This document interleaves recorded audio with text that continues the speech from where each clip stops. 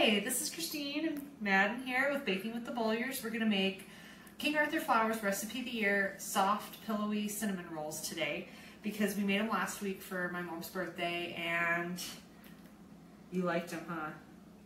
Yeah, and so he asked us if we could make them again this weekend, and I thought that we would do a video to show everybody how easy they are to make.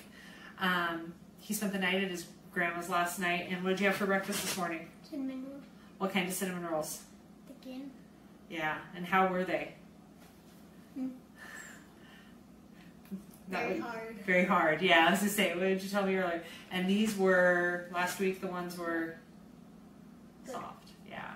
So we're going to start, first part of the recipe might be intimidating to some people because it's a little different. It's not something that most people do when they bake, and it's making this tenzong. And I might be pronouncing it wrong, but it's a Japanese technique where you cook the milk and the flour, a little bit of the milk and the flour for the recipe ahead of time. It not only makes the end result really soft, it also makes it keep for longer. Not that cinnamon rolls stick around very long, but if they do at your house, then the cinnamon rolls are going to keep for longer. When we made them last week, we cooked them on a Friday night for breakfast Saturday morning, and they were very soft and just as delicious as they would have been hot out of the oven. So we're going to come over to the stove here in a second and make our tenzong. Alright, so we're going to make our tenzong, and it's super simple. Like I said, it just seems more intimidating than it probably is. So all you're going to do is you're going to take your flour, it's 3 tablespoons of flour. The recipe can be found on the King Arthur website. 3 tablespoons of flour, and you're going to mix it with a half a cup of milk. I am going to go ahead and mix it ahead of time before we put it on the stove, because last week, you know, like a lot of moms do, I was trying to make these cinnamon rolls and do 5 other things, and I found that if you don't pay attention during this phase, you're going to have to make it again. So we overcooked our tenzong last week, and it just became this lumpy mess. So I'm just mixing the flour in, and then I'm going to put it on the stove and put it over medium heat. Takes about a minute to 3 minutes depending on your stove. According to the recipe, I found it took closer to 3 minutes. So we're going to go ahead and cook this and cut back to you in a few minutes. Okay, we've got our tenzong, and let's take a look. It's a nice thick mixture. Try not to let it get too lumpy. And we're going to go ahead and put it in our mixer and start mixing in the rest of the ingredients for our cinnamon rolls. So like I said before, the recipe is on the King Arthur Baking, they changed their name. It's hard for me to get used to. King Arthur Baking website. And like it's super easy. If you're making cinnamon rolls out of the can, you know, that's fine on a busy night where you don't have a lot of time. But if you want to do something fun, and it's fun for the whole family to get together and bake, right? He's nodding behind me. It's just so much better. And the other thing I like about this recipe is you bake the cinnamon rolls apart. So you're going to make 8 separate cinnamon rolls on a baking sheet. And so you can take those cinnamon rolls and, like I said, you know, they save for a few days if you want to eat them over several days. If you want to take those cinnamon rolls and freeze them, you could freeze them individually without frosting them, and then freeze a little of the frosting on the side, take it out, throw it in the oven or in the microwave for, you know, defrost for about a minute or so to heat them up, and you can have them during the week too. So we've got our tenzong mixture in here, and then we're going to put next 2/3 cup of whole milk in. And I like to put my yeast in when I put my milk in. That way it doesn't kind of clump up together. So we need here, let's see, got our recipe on the Google Home here. So let's see, 2 teaspoons of instant yeast. So I actually don't have instant yeast. And that is perfectly fine. I have just the regular yeast. Whoops, sorry, buddy. I buy it in bulk because I bake a lot. And actually, it keeps well. I keep it in jars in the fridge, sealed. I buy it about 2 pounds at a time. This last year, I've been baking a lot more, so I have gone through 2 pounds in a year. It is what it is, right? All right, so I'm gonna go ahead and mix in the yeast. If you had instant yeast, you could go ahead and throw it in with your milk mixture and the rest of the ingredients, no problem. But since it's not instant yeast, I'm gonna go ahead and give it a quick spin. All right, we've got our yeast mixed up, so we're gonna go ahead and throw in the rest of our ingredients. I've got 300 grams of flour, which is also 2.5 cups of, it calls for bread flour. I've used all-purpose flour both times and not had any problem. And that's another thing that can be intimidating about baking sometimes is they'll say, oh, you need to have bread flour. All-purpose flour works for a lot of things well. You might not get quite the same outcome as if you had the bread flour because bread flour has a higher gluten content, so it means it has more protein. Pizza dough and some breads do require a higher gluten content, but again, we even make our pizza with the all-purpose flour. So we're going to go ahead and put the all-purpose flour in here. And then we need 2 tablespoons of sugar. So just plain old granulated white sugar. We're going to put 2 tablespoons in here. And then we need a teaspoon of salt. You might not want to put salt in there if you're watching your salt, but what you don't realize is salt in bread making has a purpose. It keeps things from rising too much. So you really don't want to cut out the salt in recipes, especially if it's the first time you're making it. Maybe down the road, once you've made it a few times and you see how things turn out and how things are supposed to look, you could try to reduce the salt. But again, when you're making a recipe for the first time, I wouldn't leave the salt out or use a salt replacement, because again, you're going to have that flavor with the salt replacement, but you're not going to have the same chemical effect with your bread. So I just realized that we forgot to stick our butter in the dough. Oops, I'm not used to reading recipes off of our Google Nest, and I didn't see it. So I've got my assistant here. His job is chopping up the butter into small pieces. And we're going to throw it in, and it's going to be fine, hopefully. If not, this will be the blooper reel. So, yeah, if you've got little kids that like to help cook in the kitchen, great thing to get them involved, especially at a young age. It helps with math skills. You having trouble here? With measuring. I usually give the kids a butter knife to cut up the softened butter. It has to be in little pieces. That's pretty good. Keep cutting there. To throw in the different recipes. That way it's safe. Madden likes to cook. He's been cooking dinner and picking out different dinner recipes. And River also, who's sleeping right now, likes to get involved as well. Oh, he's not sleeping? He's not sleeping. All right, so River's going to be getting involved. We're going to just give this a spin for a few more minutes, and we're going to come back and put it in our bowl to rise. Okay, so I kneaded the butter into the dough because I forgot. So when you make these at home, don't forget to put the butter in. But if you do, don't panic. It does knead in very well. So now we're getting ready to just spray a little cooking oil in this bowl here, and we're going to put our ball of dough for our cinnamon rolls in here. We're going to let it rest for a couple hours, about an hour and a half to an hour, depending on how warm your kitchen is. And we're going to come back and do the filling in a little bit. All right, bye.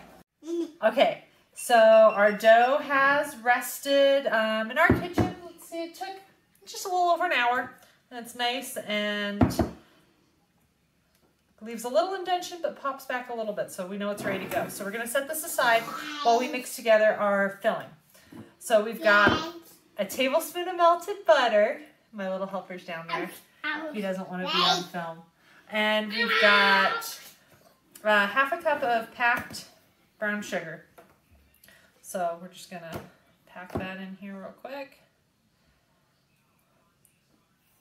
Mix with the melted butter. Then we've also got 2 tablespoons of flour. I never knew to put flour in with my brown sugar and butter mixture for rolls or different breads that you might do. until recently I read a blog post about how it helps the layers keep from separating. So the flour will keep your layers nice and tight. We've also got 4 teaspoons of cinnamon. The recipe calls for 3 to 4 teaspoons. Since mine's just regular grocery store cinnamon, it's not really strong, I opt for the 4 teaspoons. If you had a really nice quality cinnamon, you might be able to get away with just the 3. I also like it to be really cinnamony, so I wanted a little extra. So I'm just going to mix this in, and we're looking for a texture that is similar to wet sand, with the tablespoon of melted butter, the flour, the sugar. So think about back when you could go on a beach vacation with maybe you or the kids, and you were building sandcastles. You want that kind of consistency. I wish we could go build some sandcastles. What about you, River? Yeah, he wishes he could build some sandcastles too. All right. No, Hulk. Oh, Hulk. Would you Hulk smash the sandcastles? Yeah. Yeah, my little superhero fan. Yeah, right. Iron Man. Iron Man, yeah. He's I been, got him. yeah, Captain America. Who else do you like? Hulk. Hulk. Yeah, Hulk, he's the big one in our house. What's your favorite? Yeah, okay. So, now that we've got our cinnamon brown sugar mixture mixed together pretty well, I'm gonna take the dough. The recipe says to grease whatever surface you're gonna work with, but I found last time that this dough actually was greasy enough that we didn't need to grease the counter, and it didn't stick. So I'm just gonna go ahead and go for it again this time. But if you want, you could definitely grease your counter before you did your dough. So we're looking to make a rectangle about 10 by 12, about a 1/2 inch thick. Now, I'm not one to get like the ruler out for this. I know that my hand's about 7 inches, so I know that this needs to be a little bit bigger. So we're gonna just kind of stretch it out to the rectangle here. So we've got, that's probably about 12. This is probably pretty close to 10. So I'm just gonna make sure it's nice and even here. Yeah? Hulk. All right. So, whoa, you're coming up. You're gonna help me sprinkle the mixture over the cinnamon rolls? All right, gonna help me? No, you feeling shy? All right. So we're gonna go ahead and sprinkle this mixture. I'm just gonna kind of dump it out here. And then we're gonna take an offset spatula because it's just a little easier that way. And we're gonna spread it all the way up to the edges. But we're gonna leave one side about a 1/2 inch. I'm gonna leave a little bit on this edge too. The recipe said to leave it away from 2 of the edges, but there's nothing worse than a cinnamon roll that doesn't quite have filling all the way to the sides. So I spread it far and wide, right? And we make a little bit of a mess. That's okay too. Yeah, you like making messes? All right, so we've got our cinnamon roll filling. Like so, I'm just gonna go ahead and take it to the edge here. That way, every single one of these cinnamon rolls has yummy filling. All right. Yeah. What do you? Oh, you want to taste the filling? You like sugar? Can you imagine that? All right. So now we're gonna try to roll this up real nice and tight, so that our cinnamon rolls aren't loose and easier for us to cut here in a minute. So I'm losing a little bit out the sides, and I'm losing a little bit to little man. So I'm just gonna go ahead and roll these up. Now, I've made cinnamon rolls a lot before, but game changer was King Arthur Flour's tip on cutting them with dental floss. So what we're gonna do is we're gonna grab our pan here. I've got a pan lined with parchment paper.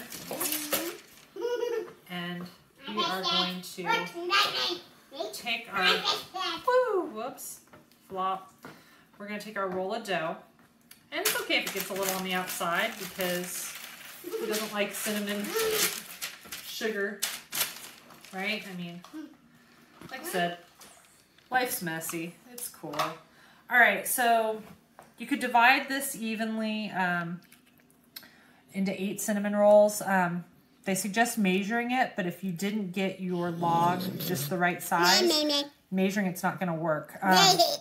So what I like to do is kind of go make little marks and say, you know, this is about half, that's about half, that's about half. And then we're going to divide these little halves into halves. So we'll go back to elementary school math. We're homeschooling right now, so 2nd grade math, fractions. So we divide in half, half, and half again. So now we've got 1, 2, 3, 4, 5, 6, 7, 8 pieces. All right, so you take your dental floss and you slide it under here. Go to about where you've made your mark, and you're going to twist and pull through, and you have got yourself a beautifully cut cinnamon roll. So we're going to just try to take this little end here and duck it under. We're going to set this little sucker here, and we're going to cut the rest of its friends.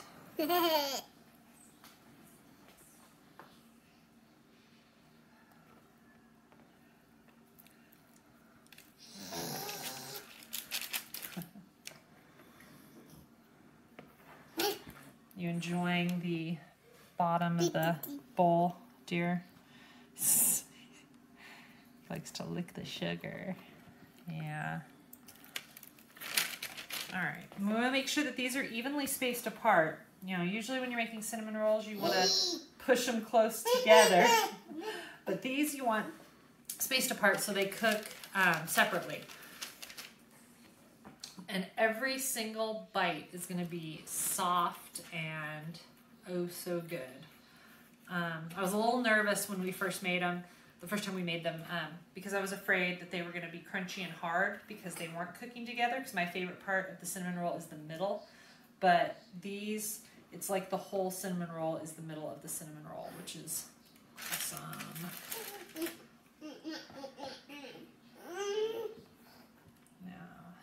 Got 2 more cuts to make, and actually I'm going to stagger these. You're helping me? Yeah, you're my good little helper. I'm going to stagger these a little bit so that they don't rise up into each other. You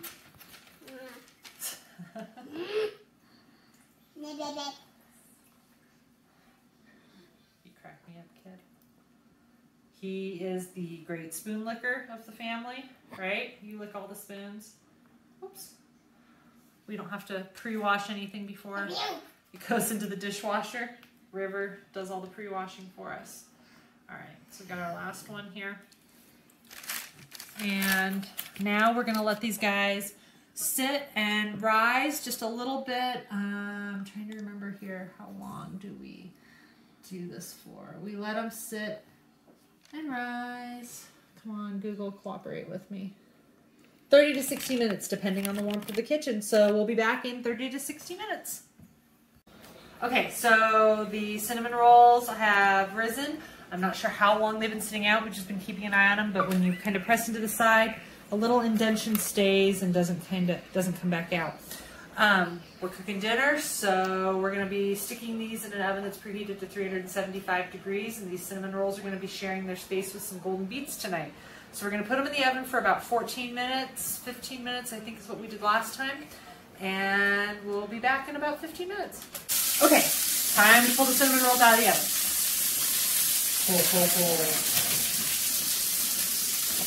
Oh man, it smells as good as they look. Right? Yeah. All right, we'll be frosting them when they cool. Okay, so these just came out of the oven, so we have to be careful. It's really hot. Now we brush them with melted butter, and I think that step is what makes them stay soft and like ooey gooey delicious for days. So Madden's brushing them with the melted butter, and he's being really careful not to touch the pan. And after we brush them with melted butter, we're going to let them cool for another 10 to 15 minutes, and then we're going to put the frosting on. Okay, so our cinnamon rolls have cooled off, and we're ready to make our frosting. Had a little help from the little guy, and there's a little powdered sugar on our tray. He was eating the powdered sugar. How's the powdered sugar, River? Gone. Good. Okay, so we've got 1.5 cups of powdered sugar in this bowl. We've got a tablespoon and a half of melted butter that we're going to mix into it. Then we've got, here, you're going to be my mixer. We've got half a teaspoon of vanilla extract we're putting in here. Now, last time we made these, we made them with the cream cheese frosting variation because I'm pro cream cheese on my cinnamon rolls, cream cheese frosting. But we didn't have cream cheese, so we decided to work with what we had because we've had a lot of snow lately. So we haven't really wanted to go to the store. All right, so I've got my half a teaspoon, careful there, of vanilla we're going to put in with our powdered sugar and our butter. And then we're going to put a couple tablespoons of milk.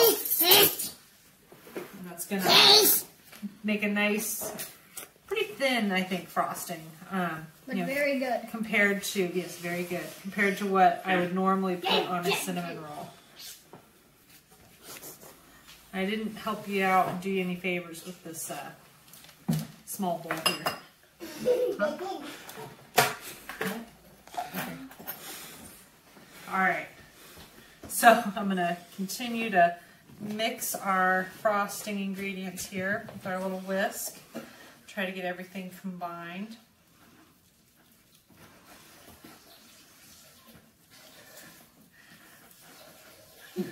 River's still eating dinner over at the table. Alright. I always have trouble getting all the powdered sugar incorporated cleanly with the hand whisk. I have. Alright. So my assistant here is going to finish it off. Now we're only going to frost the cinnamon rolls we plan on eating tonight because we want to be able to heat them up in the morning and put the frosting on then. So what we're going to do after we get the frosting made is we're going to put it on a couple of them and then we're going to put it away in the fridge. Some people say you can leave it on the counter. I just don't feel comfortable with it, so we're going to put it in the fridge and then let it come to room temperature tomorrow morning before we put it on our warm cinnamon rolls. Do you about have that frosting stirred up? Okay. So we've got our frosting stirred up. And, oh yeah, it's actually thicker than I thought it would be.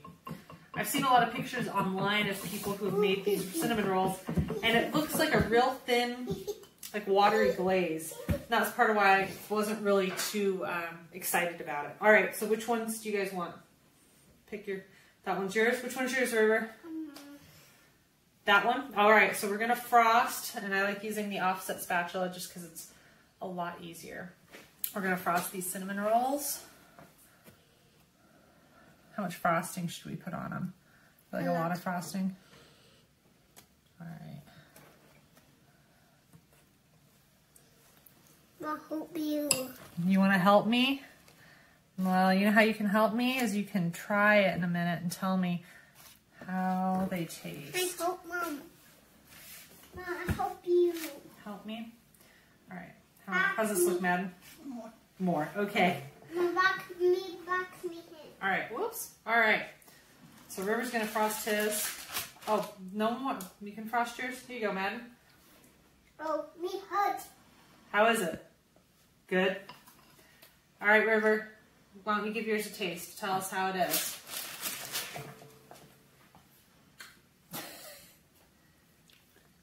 He likes the frosting. How is it? Good. So yeah, so King Arthur Pillowy Cinnamon Rolls, recipe of the year for 2021. What do we rate it? 10. 10. 10 out of 10? Hi. Yeah, all right.